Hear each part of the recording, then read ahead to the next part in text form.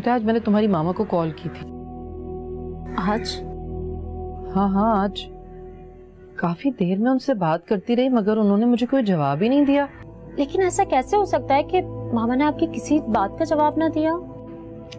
I don't know बेटा, मुझे समझ नहीं आई, शायद कोई नेटवर्क प्रॉब्लम हो, या तो उनकी आवाज मुझ तक नहीं पहुंच रही थी या मेरी आवाज उन तक नहीं जा रही थी। जी जी बिल्कुल हो सकता है आंटी, मैं मामा से कंफर्म करके आपको बताती हूँ।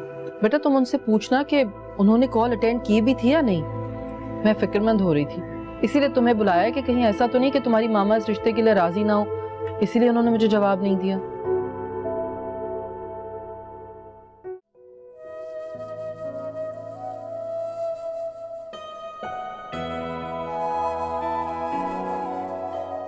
आप यहाँ से जाएं, आपको किसी ने देख लिया तो बहुत मसला हो जाएगा। ठीक है चला जाऊंगा, बस यही देखने आया था कि ऐसा क्या सामान है जो तुम मुझसे छुपा रही हो। ये अंकल यावर है तुम्हारे फोन पे जो तस्वीर है? नहीं, ये मेरे बाबा हैं। मतलब तुम अपने बाबा को याद करती हो, उनकी तस्वीर लगाई, मामा की क्यों नहीं? आपको इससे मतलब? मतलब है अब जब तुम्हारे वालिद नहीं रहे तो फिर? वो मेरी यादों में है, वो मुझसे कभी भी अलग नहीं हो सकती। लेकिन तुम्हें अपनी मामा की भी तस्वीर लगानी चाहिए, उन्हें भी याद करना चाहिए, वो भी तो तुमसे दूर है। आप जाएं, देर हो रही है।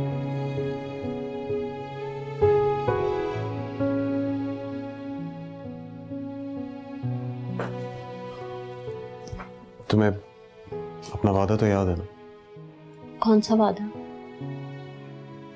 यही कि कल घर आके रहने का। जी मुझे याद, मैं कुछ नहीं भूलती।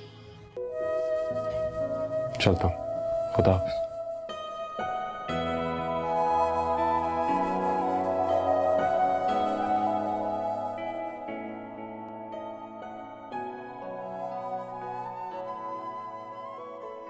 हेलो मामा। क्या हुआ? आपकी आंटी से बात हुई? नहीं। तो फिर फोन किसने उठाया था? कहीं वो कॉल यावर ने तो रिसीव नहीं कर ली थी? इसका मतलब है वो कराची तुम्हारी तलाश में निकला है। तुम इस वक्त कहाँ हो? मैं तो हॉस्टल में हूँ। अब तो रात होने वाली है, तुम सुबह होते ही साहिर के घर चली जाना, समझी? जी।